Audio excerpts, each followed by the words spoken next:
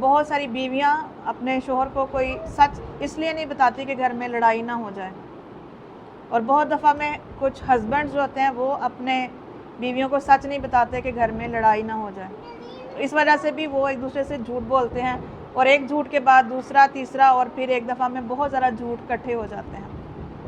کچھ بھی گھر میں چل رہا ہوتا ہے تو آپ یہ سوچیں کہ وہ ڈھیری لگ رہی ہے، پہلے ایک جھوٹ، پھر 2 3 4، وہ اتنا بڑا ڈھیر لگ گیا، اس کو صاف کرنا زیادہ مشکل ہے، ایک جھوٹ کو صاف کرنا کیا ہے؟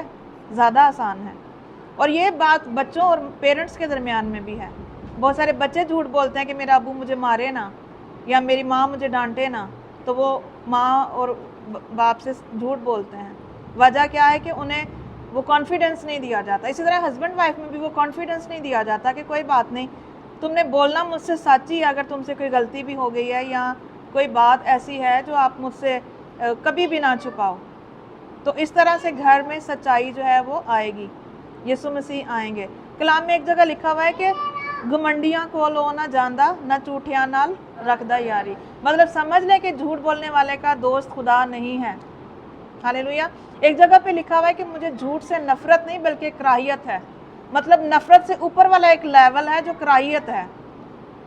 کسی سے آپ نفرت کرتے ہیں لیکن کسی سے آپ کریچ کھاتے ہیں، کراہیت کھاتے ہیں، تو کلام لکھا ہے کہ مجھے جھوٹ سے نفرت نہیں بلکہ کراہیت ہے۔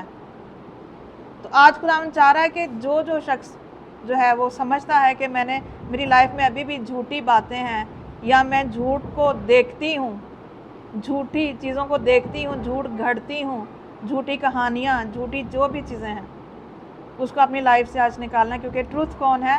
یسوع مسیح۔ سچائی کون ہے؟ یسوع مسیح۔ راہ، حق اور زندگی یسوع مسیح، اور سچائی ہی ہمیں آزاد کرے گی۔ ہاللیلویہ۔ پھر لکھا ہے آخر میں لائف، زندگی، راہ، حق اور زندگی۔ زندگی کون ہے؟ یسوع مسیح۔ اگر ہم دیکھیں 10 باب میں، اسی یوحنا کی انجیل میں 10 باب میں لکھا ہوا ہے، یسوع مسیح نے کہا 10:10 میں لکھا ہوا ہے،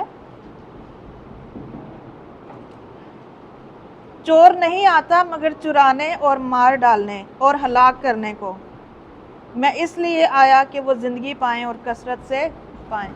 خداوند چاہتا ہے کہ میرے پاس زندگی ہے اور تم ادھر ادھر نہ بھٹکو، میں تمہیں زندگی دوں گا۔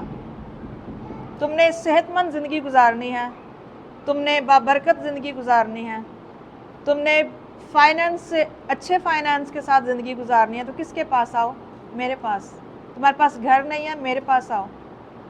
تمہارے پاس پیسہ نہیں ہے، میرے پاس آؤ، کیونکہ میں چاہتا ہوں کہ تم زندگی پاؤ۔